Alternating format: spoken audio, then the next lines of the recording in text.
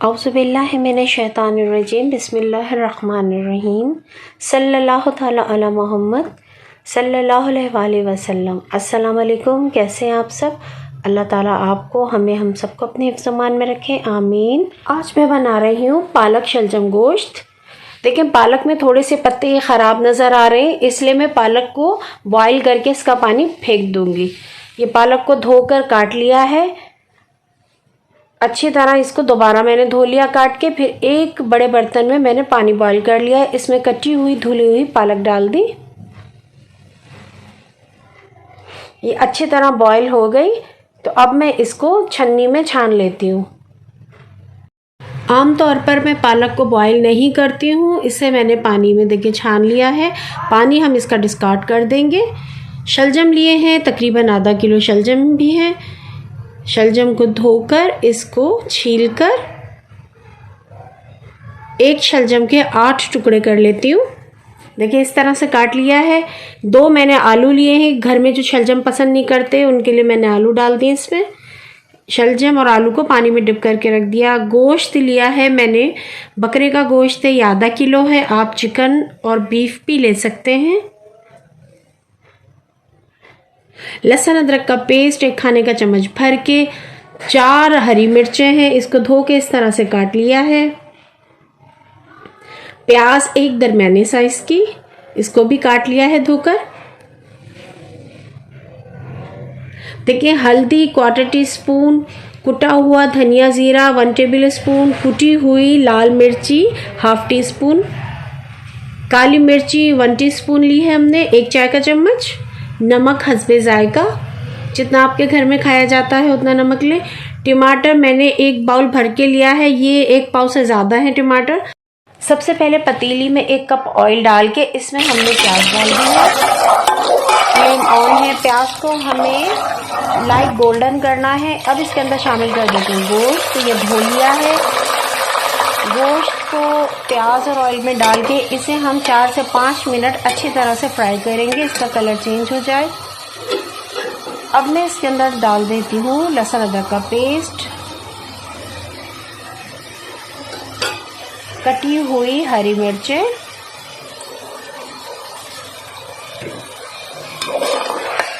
इसे हम मिक्स करेंगे। इसे ऑयल और प्याज के साथ हम तल लेंगे। अब इसमें डाल देते हैं हम हल्दी, मिर्ची और धनिया, सफ़ेद ज़ीरा कुटा हुआ।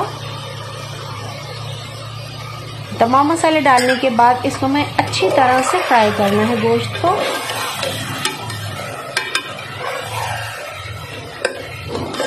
हमें इतना इसे फ्राई कर लेना है कि इसका कलर चेंज हो जाए। नमक शामिल कर दिया मैंने। अब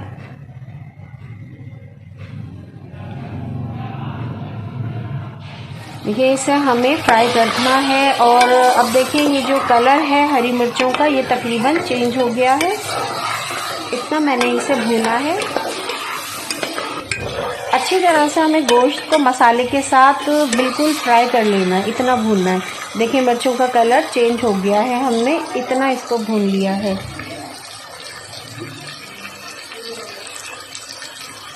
जितना इसको हम भूनेंगे उतना इसका फ्लेवर बहुत अच्छा आएगा सालन में। ये मिर्चें बिल्कुल क्रिस्पी हो गई हैं।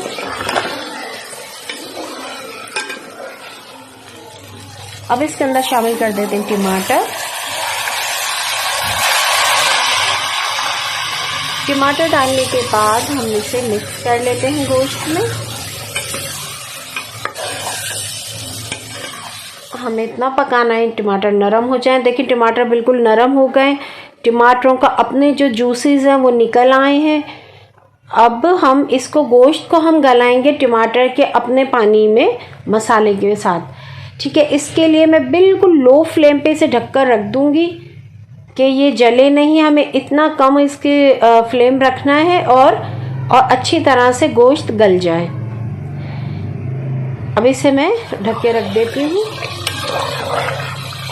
देखिए आधे घंटे बाद मैंने इसका ढक्कन हटाया है तो गोश्त ये गल चुका है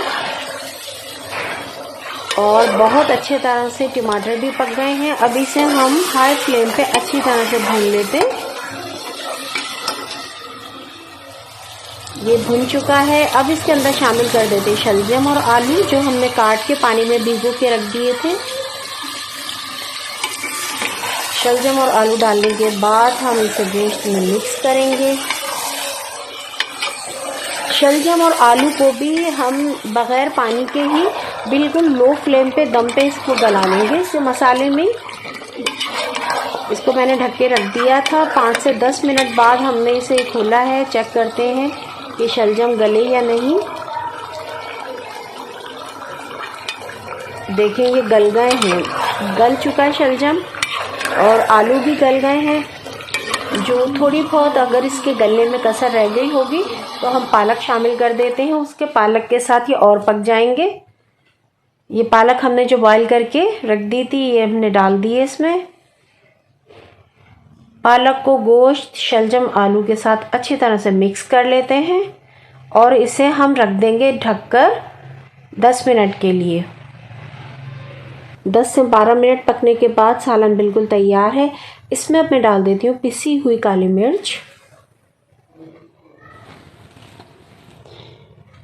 पिसी हुई काली मिर्च डालने के बाद इसे मिक्स कर लेते हैं।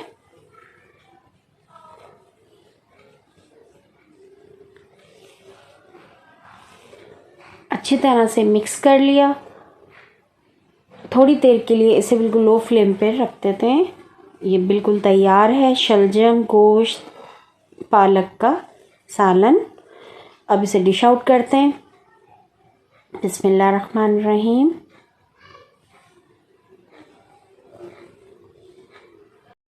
शलजम का इस्तेमाल हमारी ग़िज़ा में कैल्शियम और पोटाशियम का एक बहुत बेहतरीन ज़रिया है और शलजम खाने से हड्डियाँ मज़बूत होती हैं, दांतों के लिए फ़ायदेमंद है, हड्डियों के लिए फ़ायदेमंद है, जोड़ों का दर्द हो उसमें भी फ़ायदेमंद है। ऑस्टियोपोरोसिस का जो अमल होता है इस रोकने में मददगार साबित होता है।